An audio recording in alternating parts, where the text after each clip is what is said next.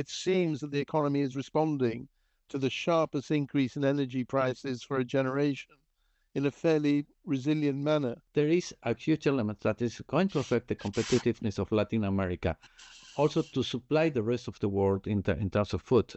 I agree with Julian. I don't think Latin America is going to have a problem of shortage of food, but in order to export, there is going to an impact. And also the inflationary problems that are going to come. The price of production will go up because of fertilizers becoming more scarce or more difficult to obtain since there's disruption in the supply chain. That will just increase the input cost of all the producing countries, and then the question is whether they are able to pass this cost on to consumers.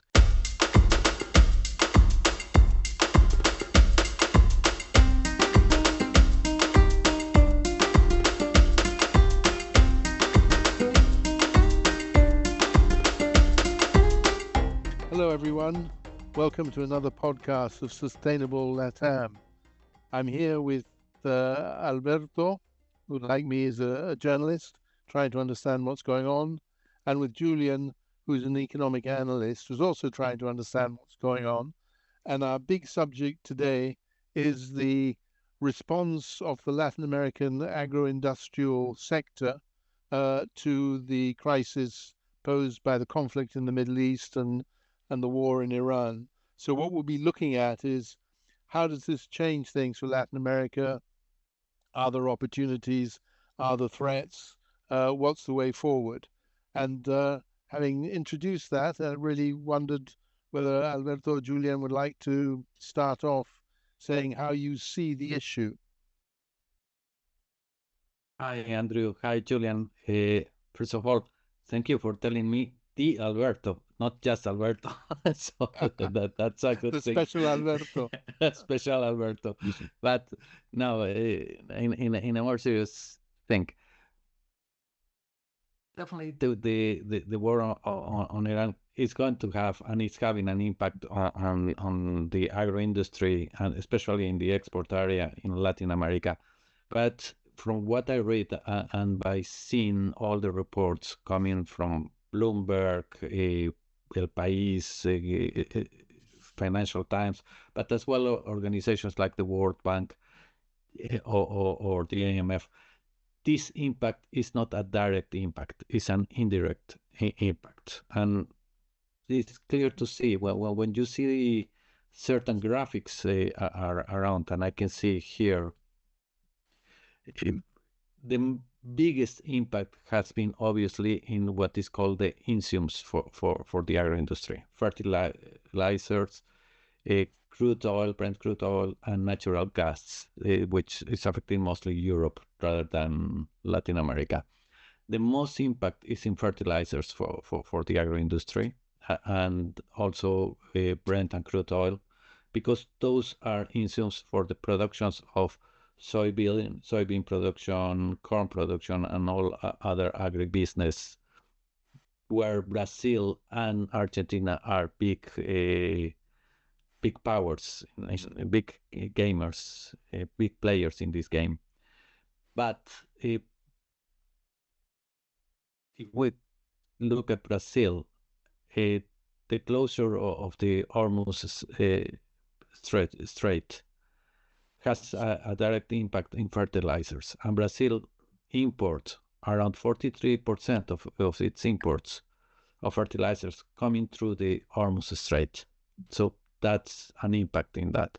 And from what we can see is that is going to have an impact in the short terms, more cost for the production. And in the medium and long term, it's affecting competitiveness for the agro industry in Latin America, because everything is going to be more expensive. Prices are going up for production, and obviously we have to see if the producers can keep the same level of production, or is going to reduce because the costs are going up. That's what I'm seeing in general, especially when you're seeing the latest report of the World Bank regarding its goal. I will tell you immediately the name. It's a commodity market outlook in April 2026 has been showing that, and especially the cost in the insults has been incredibly high. It's not the same when we're talking about in terms of the prices of food. There is an increase, but compared to the war in Ukraine, this has been a lesser impact when we're seeing the graphics. I don't know, Julian, what is your view on that? On the impact, it's bad. Yeah. No, it's pretty bad for everyone. So actually, we can look at the there are some gains of course, for the energy producing countries. So Venezuela is if it's restarts, it should be a winner of this. To some extent, Colombia, Brazil, Ecuador, Argentina should be also an exporter of, should get some gains on the prices. But for the rest, for those who import energy and oil in particular, it's pain. And here we look in particular at Chile and Peru. So, which is an interesting one because you have recent elections in those countries. So those are going to be, facing issues in terms of transportation, electricity generation, logistics, and general inflation across everything. What will happen there is that, well, and people are already sensing there is that when you have inflation and real assets tend to go up, and that generally means property, but existing properties, because construction will be impacted with the cost of inflation. So fuel, food inflation, probably some depreciation in currency, possibly higher interest rates. Just this may lead to social unrest everywhere. We currently see it to some extent in Bolivia with bloqueos everywhere. So these are some of the impact for the agriculture. There are two sides of it. One is the price of production will go up because of fertilizers becoming more scarce, or more difficult to obtain, since there's disruption in the supply chain. That will just increase the input cost of all the producing countries, and then the question is whether they are able to pass this cost on to consumers. And here, I think I would imagine that actually they are. China is still a massive importer of a lot of produce from Latin America. Europe is just going through exactly the same economic shock, with inflation, just around the corner on all foods. And certainly Brazil and other LatAm countries, Argentina, have a lot to offer there. The Mercosur agreement just came into action 10, 12 days ago. And that's actually a very very timely agreement to come alive for the EU, and but also for the producers and for the buyers in Europe. So actually, can I jump in? Yeah. Sorry, Julian. In a way, I'm just kind of going over what you've just been saying. I see the situation as two question marks: a big macroeconomic global question mark, and then a slightly smaller one, which is the impact in Latin America. And one of the things that strikes me is how resilient the global economy seems to have been so far, in the sense that we are not looking at immediate shortages in the shops or immediate high-profile disruption, it seems that the economy is responding to the sharpest increase in energy prices for a generation in a fairly resilient manner. If you look at things like the Financial Times, various newspapers of that type, they are quoting people saying, well, the first shortages should appear by the end of May, beginning of June. So that, if you like, is my big question mark. And the smaller question mark is how does it impact specifically on Latin American countries, which is what you've been giving us. Forgive me for having interrupted you. No, absolutely. But the sort of the question I suppose I wondered if you could address is, do you think there will be shortages in Latin America? Because obviously they're politically the most sensitive at this time, particularly in the countries with elections. So I don't think so. For me, shortages is Latin America is rich in resources, natural resources, in all kinds of resources. So it's not, the big risk here is food shortages, as you just mentioned yourself. But Latin America shouldn't, is not, uh, it's not a place where you should have food shortages. You can literally go down outside of cities and find plenty of food just right at your doorstep.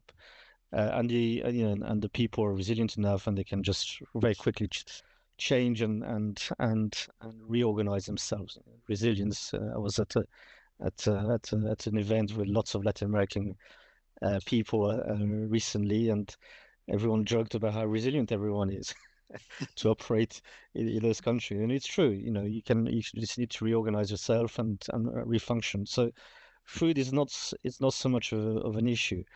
The issue will be inflationary, and jobs will be costs of living. And that will filter through. And I think yes, most of the reports do say that from June onwards is when you're likely to see shortages, possibly in Europe. You probably have it already across the Asian countries, into some African countries as well. So, these shortages which are happening. We hear in Western Europe, we hear about canceling flights because of fuel shortages already. So it is happening. There's but it's the reorganization of how things happen. And we'll come back. We discussed this previously about as soon as the Iran war started, and we said, well, who are the winners here of this conflict? And I remain of the view that the US is for them, this is a US induced conflict, and the US remains a really strong position. It's still growing at 3.5%. It's an energy net producer. It will export. I think the President Trump showed or tweeted or whatever the term is recently, not too long ago, this image of all the tankers going to the US to get energy there. So the US will supply to some extent the world with the people that can afford it with the energy. But there, I think this is where the impact for Latin American countries specifically is an interesting one, because those that can supply energy to the rest will actually get income out of it, but the others are going to be suffering quite a bit at oil price of over 100, or it starts becoming quite significant. We've heard recently that I think the UAE is coming out of OPEC, who is one of the Middle Eastern countries. I can't remember. Is literally saying, that's it. So you have a changing order here, and then on the other side is you have Russia, who's still out there, who has been propped up economically to some extent by the energy prices rising, but is also massive, huge exporters of fertilizers. And so you have all these, underlying geopolitical events that has been caused, but actually here again, the winners for Russia, it's a huge, this conflict is actually really positive. And so the question here is, to what extent do they, again, does the US need to, are they impacted over the period of time? So as soon as it starts filtering to its economy, it may, this is when things may change, and we do have midterms coming up, and at some stage, they may decide, okay, well, that's it, we'll leave it as it is, and we know that they are pretty ruthless, as we've seen, in Venezuela. They've taken out the head of state, and then accommodated themselves with whoever was there next. And we can think that they will take a similar ruthless approach to other countries completely, and so, some negotiations ongoing, and we'll see where that lands. But there is the winners again we can see it in the so in economic stuff, we can see it in the market. So I was looking yesterday trying to find the sovereign yield spreads of Latin American countries, which is basically an indication of if you of confidence in lending to these countries. And really there's a general say that if it goes through time, so the short period, and then it goes to 5 years, 10 years, 20, 30 years, depending on how much on the duration of your lending. And there's a general say that if at some stage your curve inverts, the further you go, so further in the future, then that's implies a low growth or a recession. Now, interestingly enough, when I was looking into this yesterday, Chile's yield curve is actually looking pretty is actually going down. So that signifies that that's a signal that the market sees a lot of risk here, and so Chile should be really thinking about, okay, it's being fully impacted by everything. Brazil, to some extent, is also going down. Colombia is going down.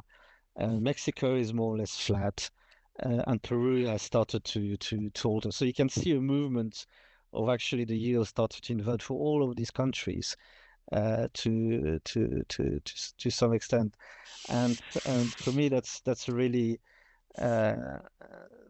that's really symptomatic of it. It says a lot about the unpreparation of and the potential unrest that you are going to face, especially for these new governments.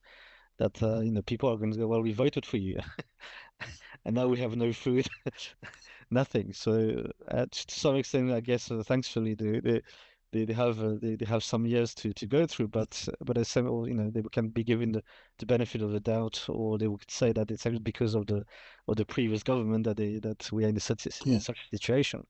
But this will cause some instability in some of these countries, and then we'll have to look into the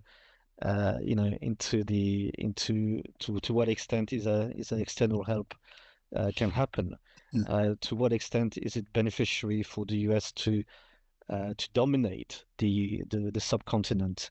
Is it of interest for governments or for countries to be in instability, or can they pick and choose who they can support, in the same way that we saw Argentina more recently, who was given a line of credit by the US. Yeah.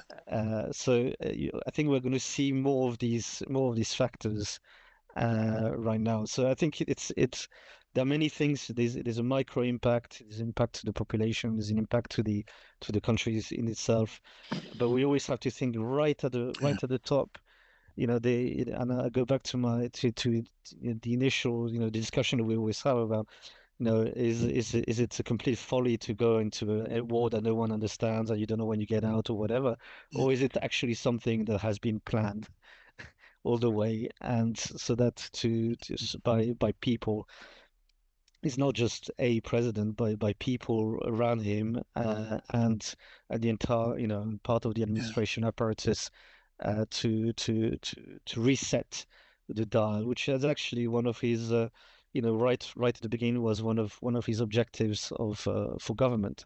And we understand, there was, I think I listened recently to Scott Bessent, the U.S. Treasury Secretary, saying that he was given the green light to effectively wage economic war on Iran, on Iran, and therefore, that meant weaponizing the dollar, using sanctions.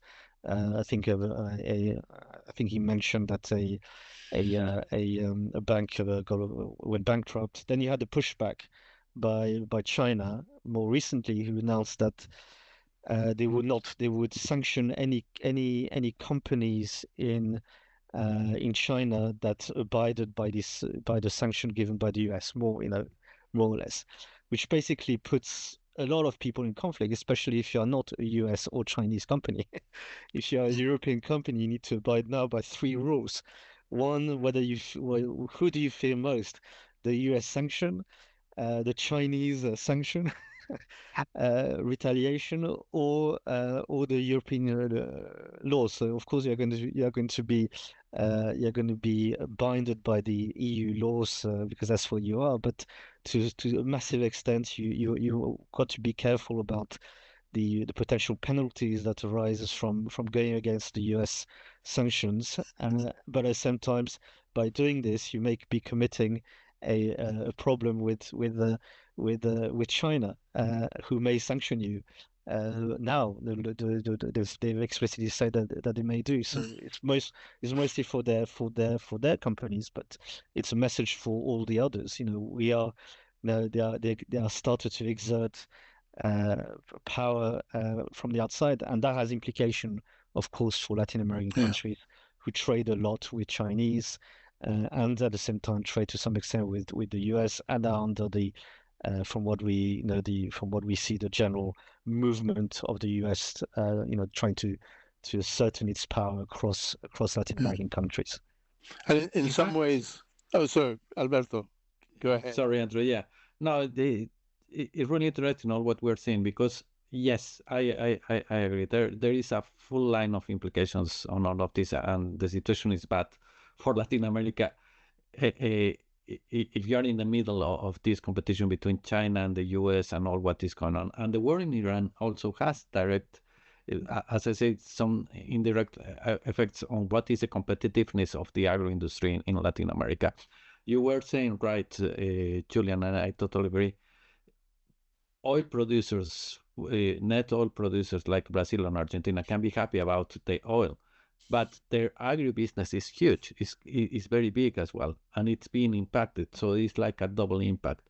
And also from what you're saying about Chile and Colombia, I was reading recently one of the biggest impact on countries like Chile and Colombia, which are not big producers. In the case of Colombia, they can sustain their own oil production, but there is also pressure on these countries at the inflationary level, but also at the rate exchange. There is going to be devaluations.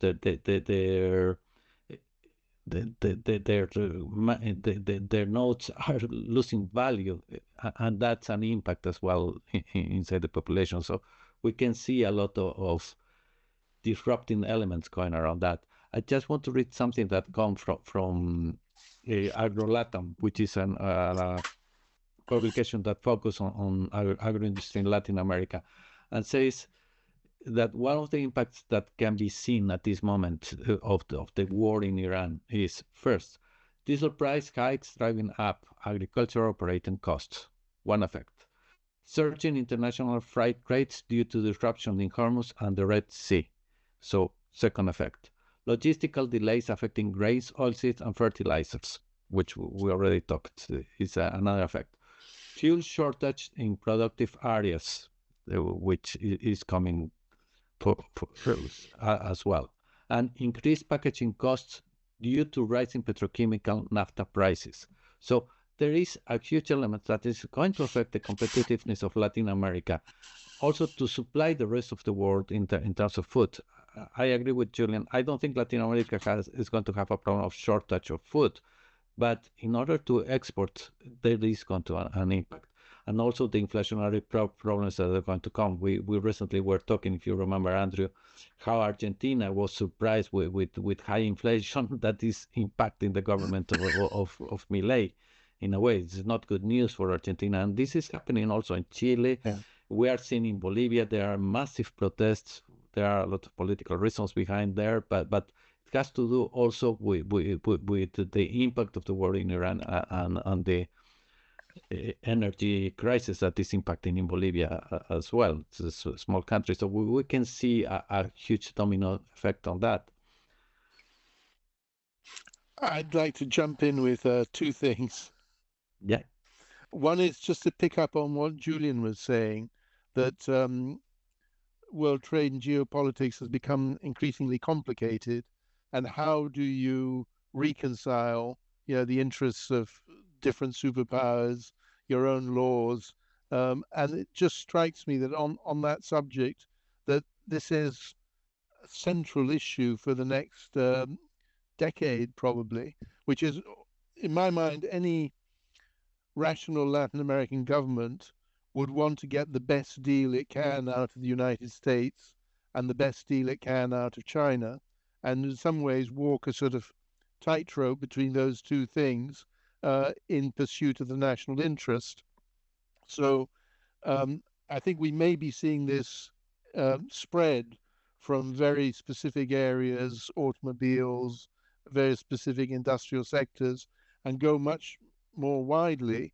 And the question is, if you are a recently elected Latin American president, how do you craft your diplomatic stance in relation to the United States and to China? And how do, in turn, China and the United States play their cards? So I think we're going to be talking about this sort of thing for quite a lot of time in the future. My second point is really, I've sort of claimed to Alberto that I'll bring some interesting statistic to each of our podcasts that's worth reflecting on. And my interesting statistic that I've found from the Food and Agriculture Organization of the United Nations is that Latin America is responsible for 19% of world food production, whereas it is responsible for only 8% of world food consumption. In other words, perhaps uniquely among the major regions of the world, Latin America is a very important food exporter, and not likely to be hurt immediately by shortages of food, as we're all saying. Although there is real poverty in Latin America, and there are issues to do with food security and food cost, they, if you like, require adjustments to domestic politics rather than any kind of change in the global position. But my question to both of you really is, since Latin America is such an important food producer, do you see circumstances in which the current crisis comes good for particular Latin American countries? And again, Julian's already sort of explained part of this to us by looking at the costs that different countries face. But do you think it can leverage that 19% share of world food output to its own benefit? I can jump with two things in this because that's really interesting. And I agree, 19% is a net exporter. As I mentioned before, the biggest risk for agri-foods exporters in Latin America is going to be competitiveness, because the cost of production is going to go up because the insumes like fertilizers and all is going to go up. But that doesn't mean that all is going to be bad. Brazil is a power in terms of agriculture, and they are going to try to in a way balance that this element. And on the other side, Brazil has the huge benefit of huge oil prices going around. So I think we're going to see probably that Latin America is going to try to keep this level of production, although it's going to be a level of impact because everything is going to cost more. there's another element that we have to put in the game in terms of risk, and I see this in this report of the World Bank that I was talking about commodity prices. One of the risks that has been seen for 2026 is the possible coming of a climate phenomena like El Nino that has always an impact on agriculture. So if you combine the impact of the war on Iran on fertilizers and all what helps the production of agro-industry in Latin America, plus phenomena like El Nino and La Nina, we can see that there is going to be pressure on exporters of agriculture in Latin America. Competitiveness is going to be a pressure on that, and probably the governments are going to need to answer to this kind of demands. On the other side, at world level, what we're going to see is an increased demand of food as well, because we are seeing that the price of food in Latin America is not going as up, and in general in the world, but it's going up. And some other countries like Asia, even in Europe, there is going to be more demand of these prices are going to up. And Latin America is one of the biggest exporters, so probably it's going to try to find some responses through this that could benefit this industry. But from my point of view, it's a mixed effect. I think there are big risks in terms of competitiveness for this industry. And there's also the geopolitical element that is impacted in the region. Most of the agriculture exports of Latin America, especially Brazil, where is it going? Normally it's China, and we are seeing this kind of competition. We have to see how Brazil or Argentina and other countries are going to play in the geopolitical world with these elements. I think there's an interesting additional angle, which is artificial intelligence and its use in agriculture. I mean, because what we're really saying is that to hold its own, Latin America needs to be more competitive in agricultural production, and artificial intelligence and various other technological innovations holds out the possibility of that happening, of the crops like soya or wheat being produced in increasingly cost-effective ways. One example is that in the past, if you had a field where you needed to attack some weeds, you would spray the whole thing with pesticides.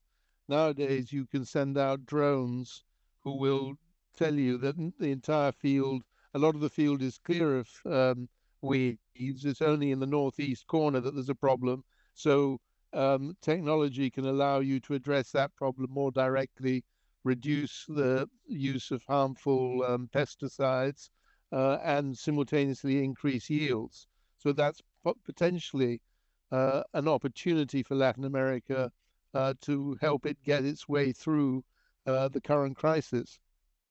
The cost. I think that's a really good point going with artificial intelligence, but that shows me I'm going to sound a little bit political, a lefty political, but it's also shown me a structural problem in Latin America, which is going to be dependence.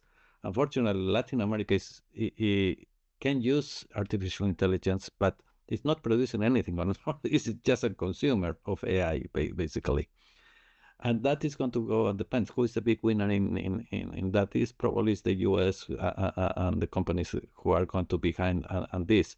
And again, that's a structural problem in Latin America that can have a lot of potential in terms of commodities, but it's it's still relying externally to different levels, AI, the main exports to China, that external impact affect this industry that could be even more booming.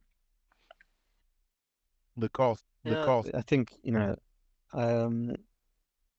I remain, so for me, if we just take if we just take the agribusiness right now, LATAM countries, those are producers, are depend quite a bit on external imports, so for fertilizers. But Brazil does have a plan, apparently. Whether it's emotional is a different thing, but does have a plan to reduce that dependence from the high levels to below to around 45% or 40% and so on. So I think there's a shift there whereby such countries such as Brazil are basically saying, well, we could, they have all the resources. LatAm, so especially in South America, has all the resources it needs. And it's just a question of, well, let's utilize it to actually become to rebalance ourselves, our need from external parties, to become more insular to some extent, in the same way that the US is and China and everyone is moving. And so I think that shift to some extent may happen. And if it does happen, actually what will happen is that it will suddenly countries such as Brazil, which are possibly in my view, possibly part of the next superpowers, could be completely net energy producers, net exporters of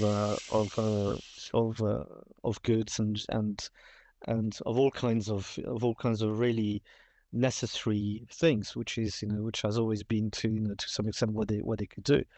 But we are seeing this movement at this present moment that this is happening, and this war in Iran conflict is maybe an acceleration of that, of this motion that everyone needs to sort out. What do they import, or who do they depend on, and so on. And to that extent, that will just reinforce themselves. So for some of these countries in a negotiation that they have in between the various other powers, be it China or the US or well, not that it's been felt much, or the European Union as a bloc.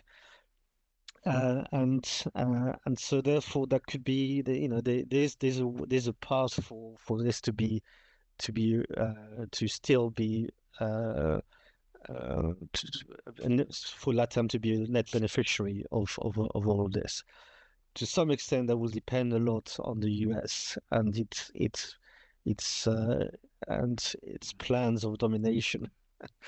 The signals are there. We looked at this article about that they were preparing their soldiers in Panama or doing training camps, and there are signals that they want to be more involved. I don't know I'm not sure what that means. There's a lot of jungle around Latin America, certainly, but does that mean even a foot on the ground? What does it actually says? But certainly for some countries, that Brazil and surely Argentina should benefit from all these things. So there's a tightrope, but it's there. I think Brazil is maneuvering pretty well, generally speaking. A lot of fertilizers comes from Russia, which is and Brazil is not unfriendly to Russia. But at the same time, it's a commodity. It has been doing some big deals with the US recently, and trades a lot with China. All of which is actually pretty good for the Brazilian economy, and the stock market has been reflecting of this to some extent, going up. One of the best performers. And I think it's also worth saying that as the largest Latin American country, Brazil has potential economies of scale that it can seek. And for example, I'm not sure how technologically viable this is, but the Brazilians have been talking about biofertilizers. In other words, using fertilizers that do not require a large proportion of fossil fuels, which would reduce their dependence on Russia. Although that's probably not a priority, as you're saying, they have reasonably friendly relations with Russia. I think it's also worth keeping an eye on India, because the incredibly fast demographic growth in China is beginning to level off. the population is reaching a ceiling, it would seem, which is not the case in India. So Brazilian exporters who have exported many commodities to China are perhaps hoping to begin to export an increasing amount to India as well. The Yeah, cost. I think absolutely. So I think all of this will depend a lot on you know, Brazil has scale behind it. Mercosur has scale Yeah.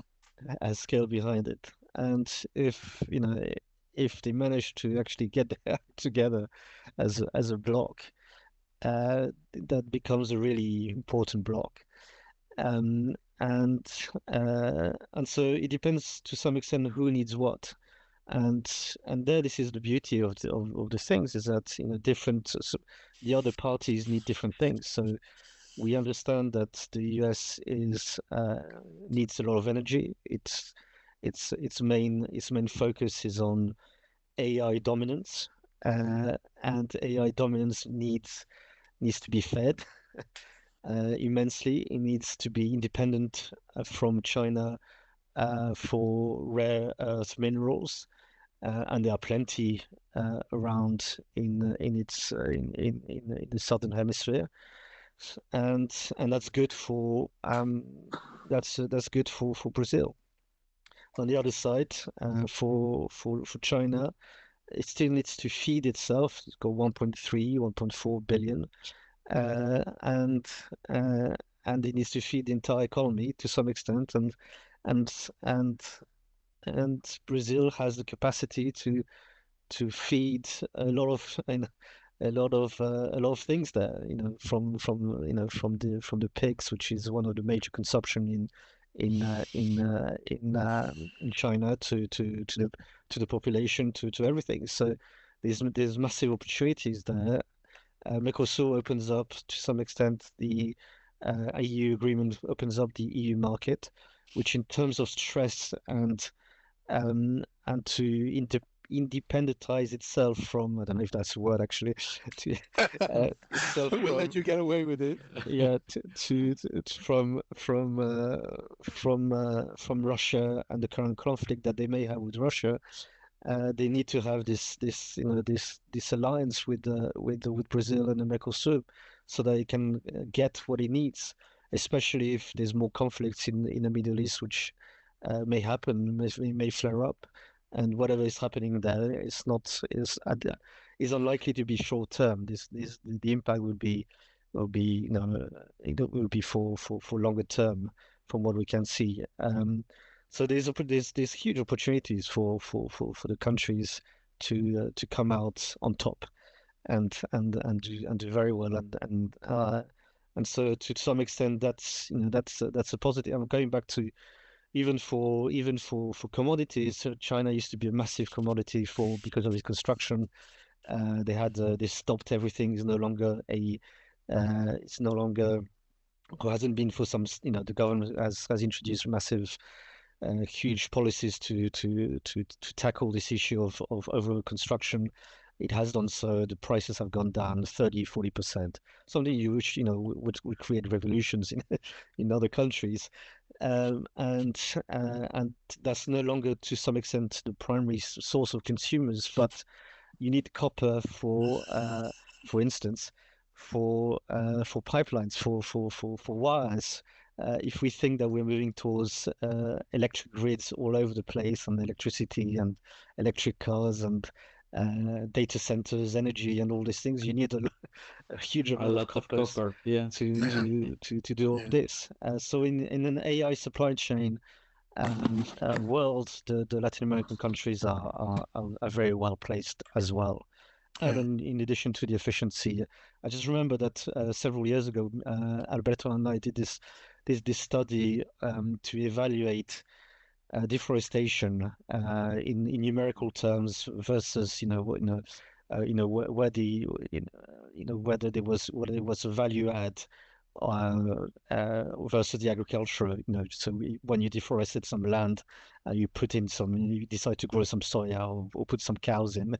What's actually the more value if you started to evaluate land or the forests at a certain price, and we had estimated, value add and value loss here. And so I think here this is where it's interesting to come back to your point, Andrew, is where AI and robotics and all of these new technologies coming in to make the production much more efficient across the board. Because certainly, we saw at the time a lot of the countries were actually quite efficient in that analysis, and we had I think it was a professor from Yale commenting on Twitter at the time about what we produced. But a lot of the countries were actually pretty efficient, which means that they were doing some of the countries were standing out. So unfortunately for Alberto and I, Bolivia was clearly not in a good, not looking well there. Paraguay wasn't looking great, but Brazil was straight on the line where it was on sort of on the line between value add and value loss. It was full on point. So these gains of efficiency and AI can certainly help to will help to utilize more, but we can trust the producers to be the forefront of this, to be intelligent, to go for this, because they know how to operate in a competitive market, and they know that this is something that will be good for them. We're beginning to. Oh, sorry. Go ahead. No, go ahead, Andrew. Go ahead. I was just going to say we're beginning to run out of time, and whether you might sum up what you think is most important. I could ask an impossible question, which I sometimes try and do. We're about the likelihood of popular protests in Latin America over food-related issues. Whether something like that will happen in the rest of 2026, or generally, if you just give us your headlines for what will happen in the future.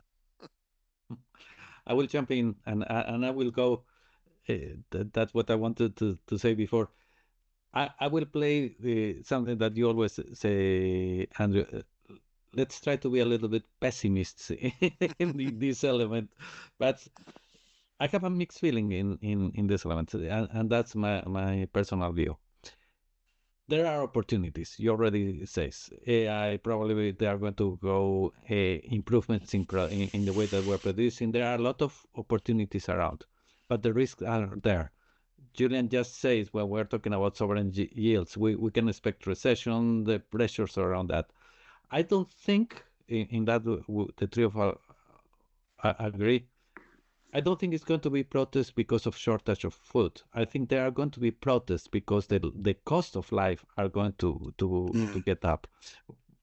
I think the main problems for Latin America at this moment in the short, medium, and long term, short term is going to be cost increase of production costs, which is affecting challenges to be more competitive in a very interconnected world. But on the other side, I think that the medium and long-term risks are going to be inflationary pressures, the geopolitical pressures. We know it's going around, but in terms of population, I think the population are going to feel more the pressure on cost of living, and governments will need in a way to try to respond to this, because that is probably the main problem coming ahead for new governments going around that. It's going to be impacts on supply chains, impact in a lot of levels that has a domino effect in the rest of the region from my point of view. So that's the kind of things that is common in Latin America. We always are used to see social protests around because of inequality and all the things. And in a context of an international war, and in a context that the situation is going to get more worse, at least in the near future, rather than get better, because of all what is happening around the world, I think there are going to be social pressure for all the governments, whether it's right, left, or it's going to be social pressures all across Latin America. And we can expect that. And probably that's the main challenge. That's how I'm seeing. We didn't mention here. We mentioned very well Argentina, Brazil, the two biggest benefits in terms of agriculture. Mexico is really interesting what is going to happen with Mexico in the near future as well, because it's the fourth producer of oil in the region, but also they have their own problems. And these three big are going to probably define what is going to go ahead then in the rest of the region. Big opportunities, definitely, but also big challenges. Yeah. So, Julian, any closing thoughts from you? Yeah, I think thinking about it, well, we can already see it. New governments, as we mentioned, there's already instability in Bolivia right now, and new governments in Chile, Peru. They will face so for Chile and Peru, they are fairly open economies, and the oil impact will be big. And that will have its ramification at some stage. So I would say that we can expect further social unrest across the board, because you have also Colombia not too far away, Ecuador. So you already have polarized voters across the continent, and that will just exacerbate the polarization to some extent. But on the back of it, again, I remain to the fact that this huge opportunities, huge resources, ability to actually sell to and create value and sell to everyone. And so in the short term, the pain may be there, but actually in the long term, it's out of all the rest, in relative terms, out of all the other blocks, whether it's China, EU, Africa, or other parts of Asia, and so on, except the US, because that's a different, as we say, it's actually probably a winner here. LatAm is actually looking pretty good versus the others. So I will still be, I'm still a buyer of LatAm stuff. That's for sure. Just to throw in my thoughts, I think cost of living and petrol prices at the pump are going to continue being politically sensitive. They have been for decades in Latin America, and I don't see that changing too rapidly. But anyway, I hope you all enjoyed this discussion. And we'll come back with in 2 weeks with another debate on the future of Latin America and the social, geopolitical, and general issues involved. Thank you very much, and bye for now.